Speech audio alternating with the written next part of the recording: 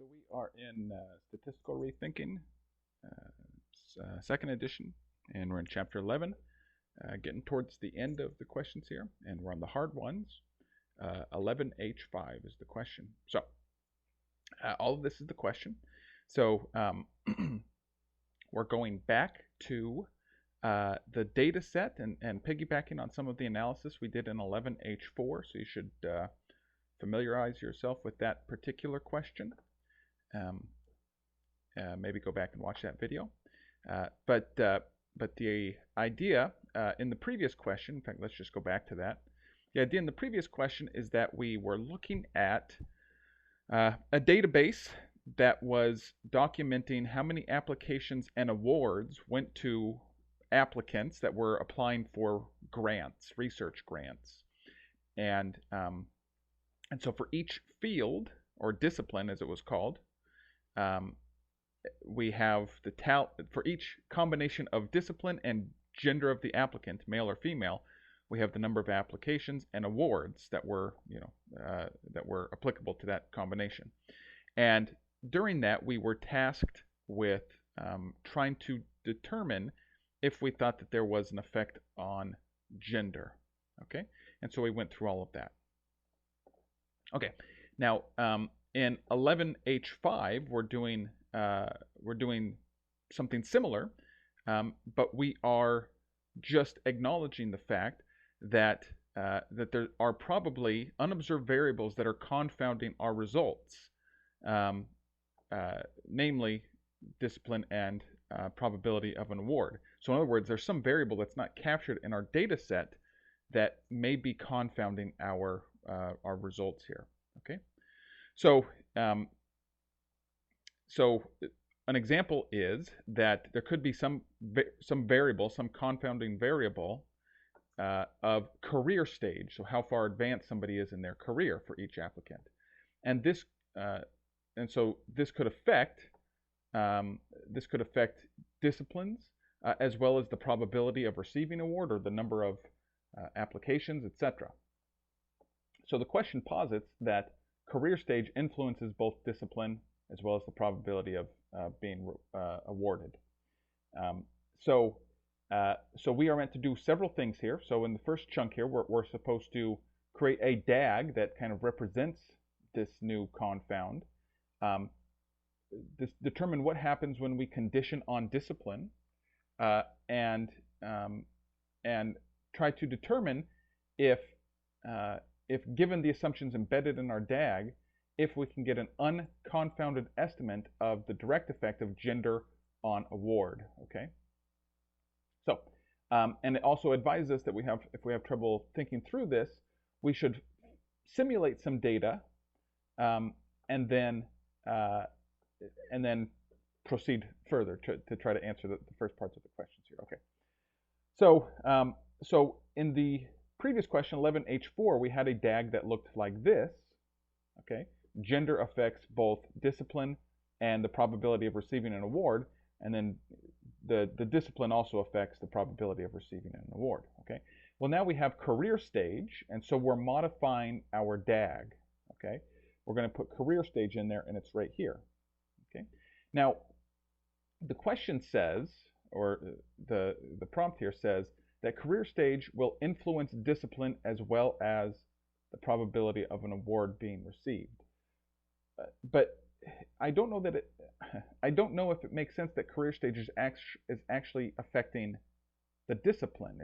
It seems that, if anything, the discipline is affecting somebody's career stage, right? So you can imagine that people get into certain disciplines, and because of the nature of that subject, more or fewer people advance to later stages of their career before bailing ship or just not making a good run of it or something like that. So I don't know that that assumption really makes sense. So my DAG is actually going to reflect the idea that maybe discipline is affecting career stage rather than the other way around. Okay.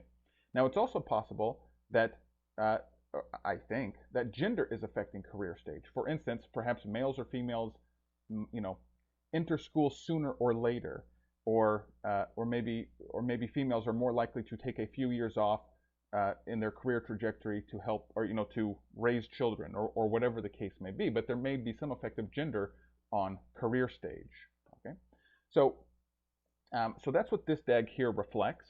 Okay, so we have gender affecting career stage and discipline, discipline affecting award, discipline affecting career stage, and gender is also directly affecting percentage of, or probability of receiving an award. Okay, so now we're meant to say, can we get an unbiased estimate of the effect of gender on probability of receiving an award? So this line right here, can we get an unbiased estimate of that, or not? Okay, now when I look at this, so even though the idea of DAGs is pretty basic, and this doesn't look like an overly complicated DAG, I start to get confused. My first thought is, yes, I think that we can. If we condition on D and we condition on S, we should be able to get a direct effect. Now, I'm a little bit concerned that by conditioning on S, we're opening a collider, right, between G and D, but I've conditioned on D, right? So in other words, I'm trying to say, I'm not sure. I'm not sure is the actual answer here, okay? Now, because I'm not sure, this is why it's very good to try to simulate this situation, and that's what I'm going to do, okay? So, so here I have some data simulation, okay? So I'm going to have 1,000 observations. There's going to be gender here, so so I'm encoding male as 1 or female as 0, but I mean, it doesn't matter here, but this is just for me to kind of put some labels to everything here. So we're going to say that there's 60% male and 40% female, just to give some asymmetry here. And then we'll have discipline, and discipline will be one of 3 different disciplines, one of 3 different subjects. And so this is the code that I use to do that. We'll look at what that looks like here in just a second. There's nothing special here. This is just a way for me to, delineate 3 different careers. The data has 9, but so now we have S, which is career stage. And so up here, notice that I said that career stage was being affected by both G and D. Okay, so I'm generating a uniform distribution that goes from 0, so just starting the career, to some maximum value, where the maximum value is given by the inverse logit of G plus D. The exact numbers here aren't really that important.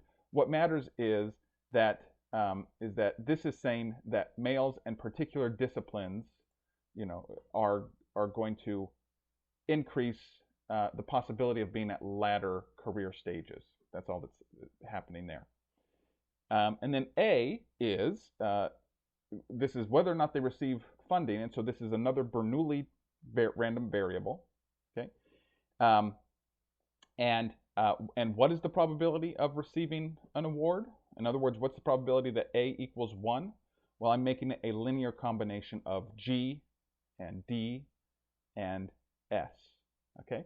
Notice, so we're going to be asked to see if we can get an unbiased estimate of the effect of G, of gender, and so that unbiased effect should be 1. All right. Now, I have a little bit of a caveat here, which is I think that this is correct, but if somebody spots an error in my reasoning here, then please point it out. I am about 80% confident that this is all correct. Okay. So anyway, so we're going to simulate that data. And so this is what we have. We have our 4 variables here, and you see that A is 1s and 0s. You see that gender is 1 and 0s. You see that we have up to 3, so there's 3 different careers, although you don't see a 1 in here, but it's in there. And then we have career stage, which goes from 0 to some upper bound that's set by gender and discipline. Okay.